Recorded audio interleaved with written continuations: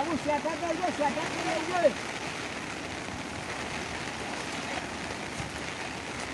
अरे शेताचा वरण हाणायचा तो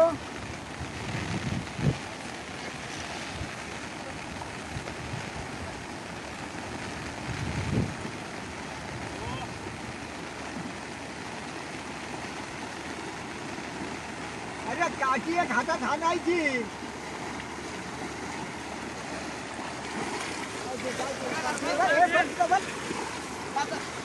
कुठनं बलदा कुठनं इथंच जातील बापू तिकडच जातील